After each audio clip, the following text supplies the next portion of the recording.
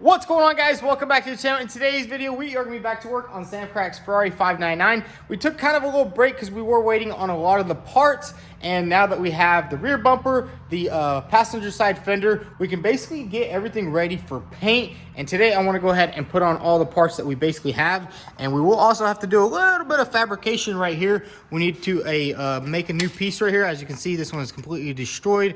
It's cracked right there, and then there's a lot of stuff that needs to go back on, which we did order. There's a washer tank right there. That vacuum tank has a busted nipple on it, so we did end up getting a new one of those. And we also got some of the air vents and the AC stuff up front, so I want to go ahead and get all that back together. But a little update on the Mustang, guys. It's showing right here. We did get it finally on its wheels, and I can actually roll it around. You can see we already started making the flares, and they're still a work in progress. They're not 100% done yet. I do have them welded on, and they're looking pretty good. They're just gonna need a lot more welding, a lot more grinding, but look how it looks from the front. It looks actually not that wide from the front. You would think that rear looks a little bit wide, but it's still a work in progress. We're gonna have to do a little bit of trimming and cutting. And then the M2 is over here. You guys seen it, everything is in primer, and we're gonna just let it dry up, let it set up, let this primer harden. And I think we are gonna go ahead and sand it all down, block it down really good, and then go ahead and throw another coat on there and block that out, and then it'll be ready for paint, just to make it look as good as possible. But man, that quarter panel turned out awesome, and I loved all the positive feedback going on that. And then we'll have this thing ready for paint, and then we'll just need a little spray and reassemble, and that car should be done. We do have a lot of mods coming for this car. I honestly can't wait to do that. And McLaren, you know, it's just chilling in the shop. But anyways, let's go ahead and pull this Mustang outside now that it finally rolls on its own wheels, and lower this car down right here and get straight to work on it.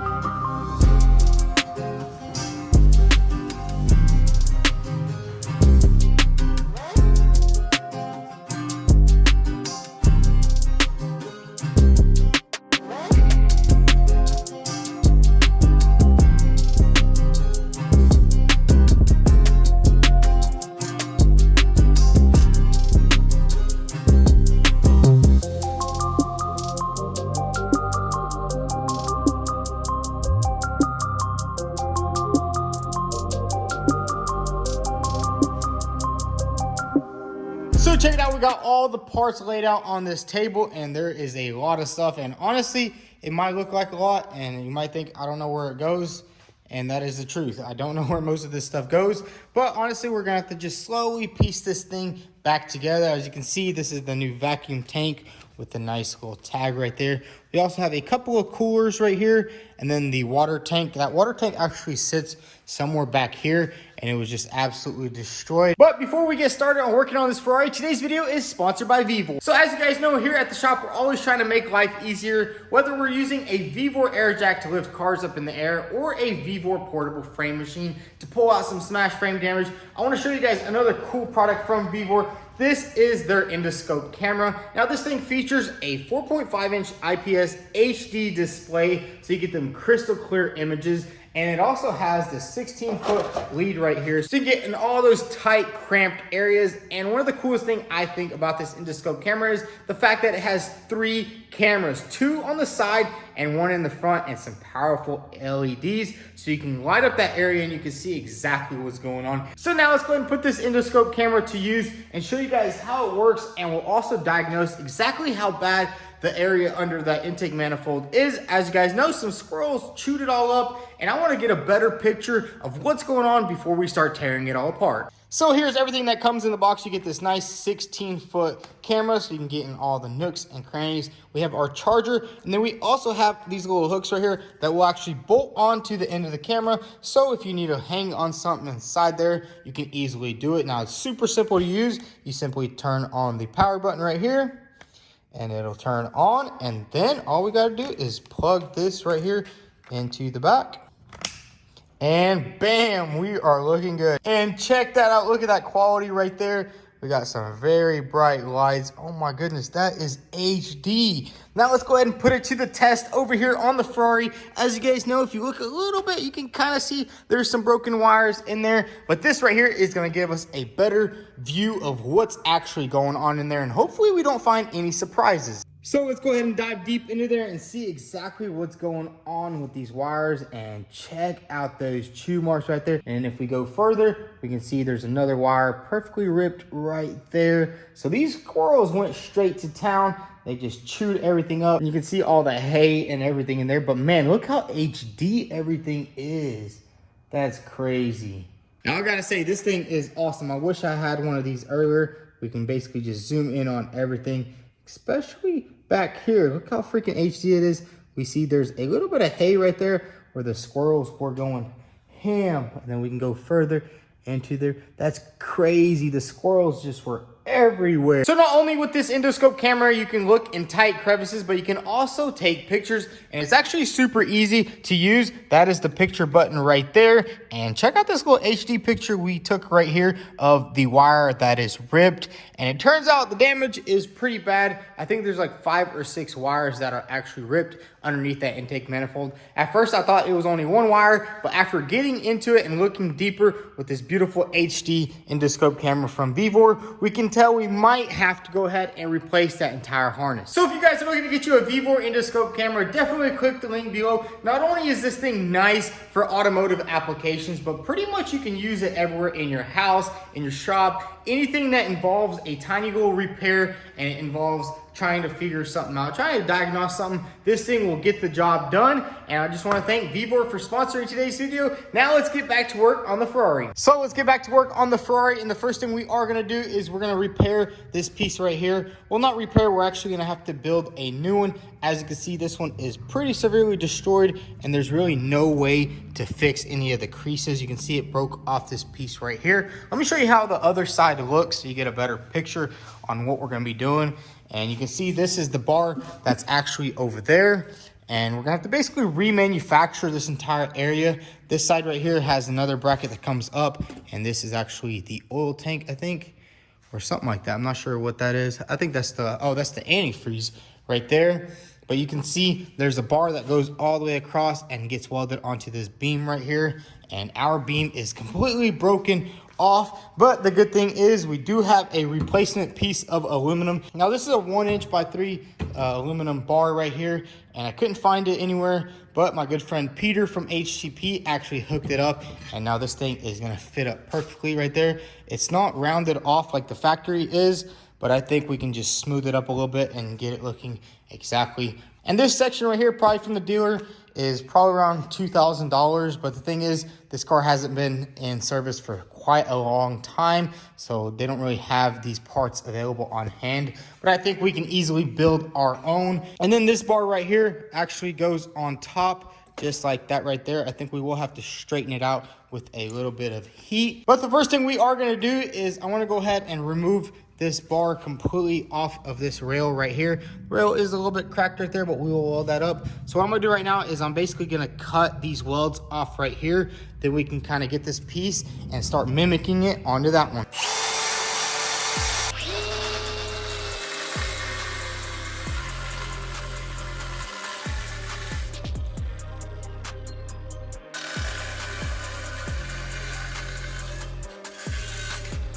So we got this piece all nice and cut off. Now it's time to go ahead and lay it flat.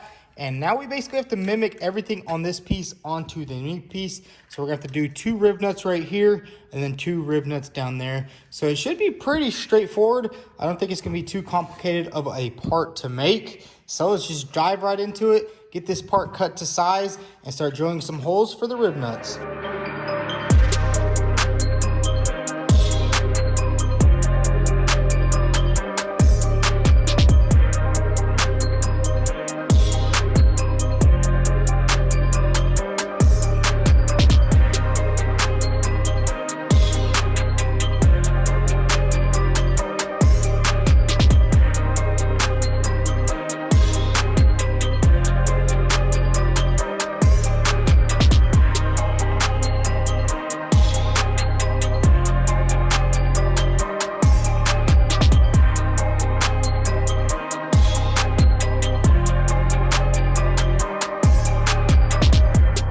So I got the replacement piece all made out, and check that out. We got the rib nuts in the exact same spots.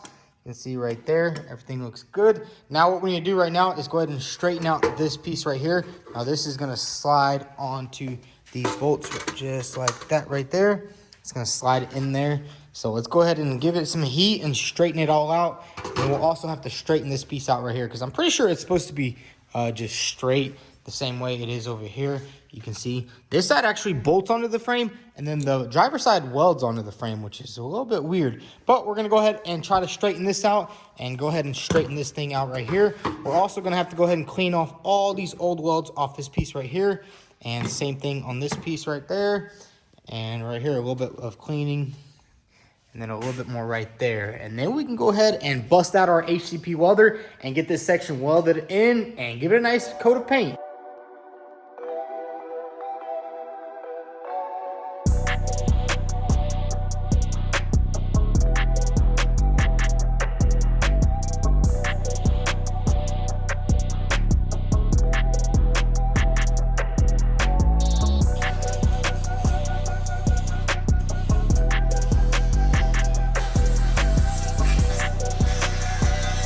So we have everything ground down and prepped over here, and check this piece out right here.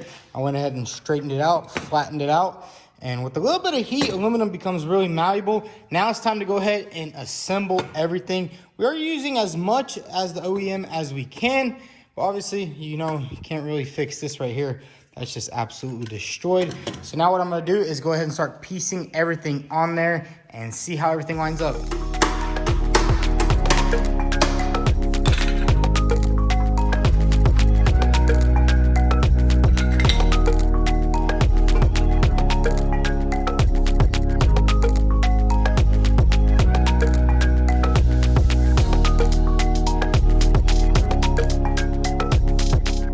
So check it out, we got the piece all nice and mocked up, and honestly, there's really no way to hold it on there without some tape. So I guess I'm just gonna have to hold it and then tack it into place.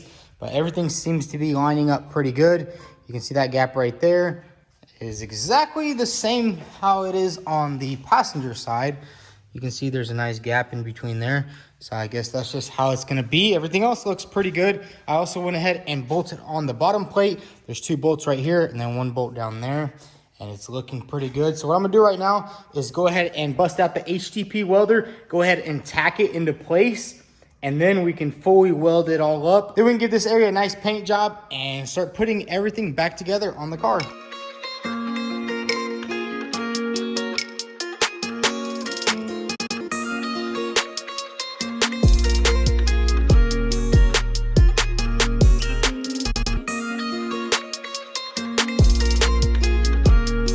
So I went ahead and swapped the aluminum over to aluminum welding, and that means you do have to change your tank, but everything looks good. We got argon, and now it's time to just go ahead and weld everything up. I'm gonna do a couple more test checks, make sure everything lines up good, and then we're just gonna burn this thing in.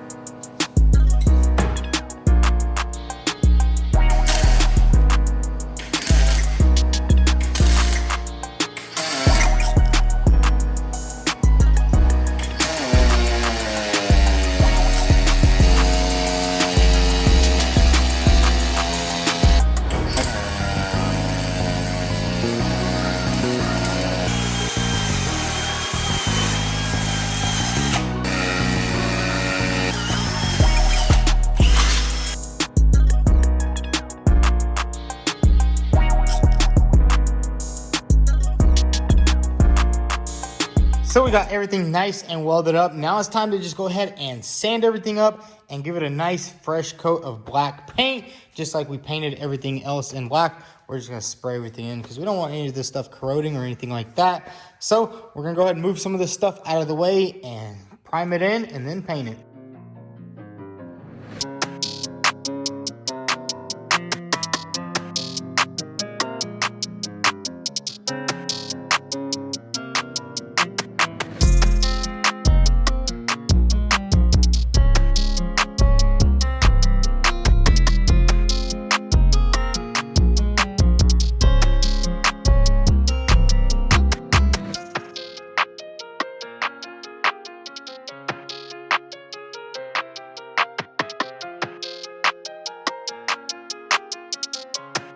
we got everything nice and painted. Now it's time to go ahead and start reassembling everything. We have a couple of new parts, such as that tank right there, and also this other tank. Let me see if I can find it. This is the new tank. It actually bolts on right here, just like that. I did actually have to weld this tab right here back on because it was ripped off and I didn't really see it till last minute.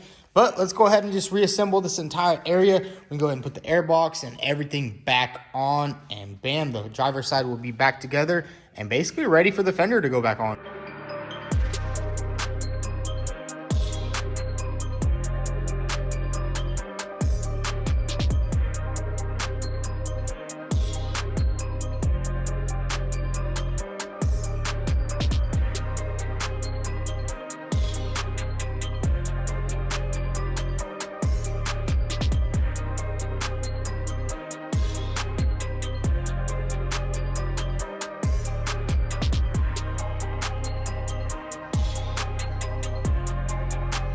So check it out, we got the entire side all back together with all new parts. We went ahead and replaced this tank right here. Everything lined up perfectly. Same thing with the water tank right there. Went ahead and plugged it up. So it is ready to go ahead and start cleaning that windshield because that thing is dirty.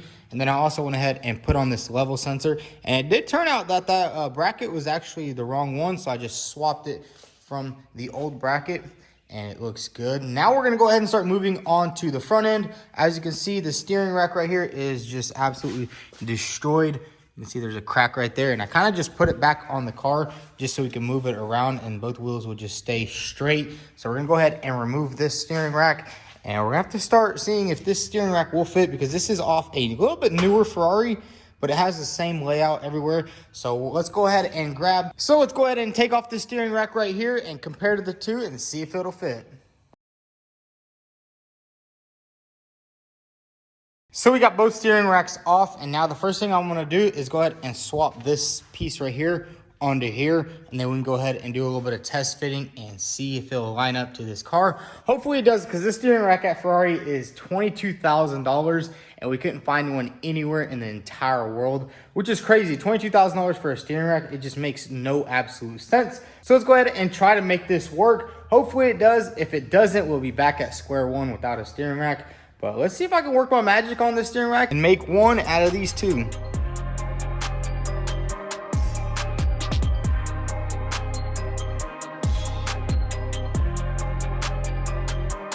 Well guys, this kind of sucks. This steering rack, unfortunately, probably will not fit on this car. As you can see, this is our old one. It basically just has two of the mounts broken completely off. And I was gonna try to change out this piece right here from our original one onto this one. And it almost lines up. The only thing is you can see that right there is a little bit too big. And then that one's smaller, which kind of does suck because it won't line up on there. And the reason why this one won't fit is because whenever this sits like this, that actually hits the frame rail, and we wouldn't be able to put it on the sensors because there's this giant sensor right there.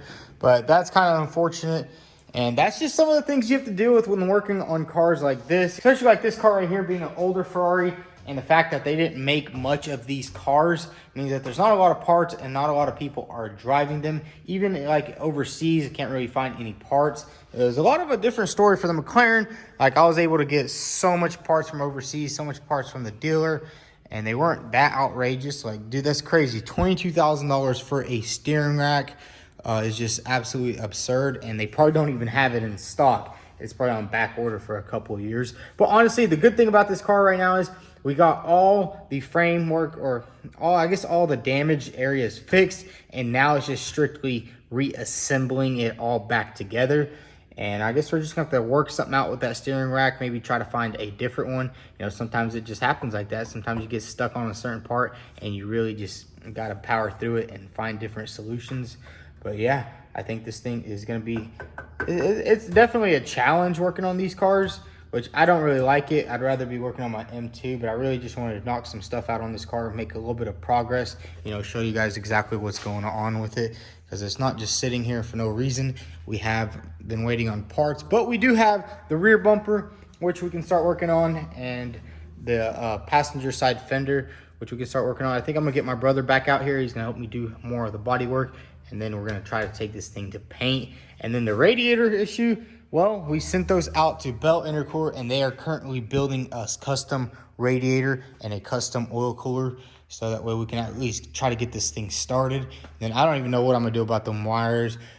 Sam's supposed to be buying some intake manifold gaskets, which I think maybe he already bought them. He just needs to ship them over here, and then maybe we can take care of that. But yeah, this thing is kind of a pain in the butt. But hey, you know, that's what you get when you try to rebuild supercars. Well, this one wasn't that hard. You know, this one was just remove, replace. This one had a lot more frame damage and stuff like that. But anyways, guys, that's gonna be a wrap for today's video. I hope you guys enjoyed it. Unfortunately, we didn't get too much work done on the Ferrari, but I'm just happy that we got this entire right or left side area all knocked out and pretty much ready for the fender. And it's pretty crazy how this car is coming together, but really slowly. And you know, parts are just sometimes hard to find parts. But anyways, if y'all enjoyed this video, go ahead and hit that like button. Also follow us on Instagram at VTune. Thanks for watching.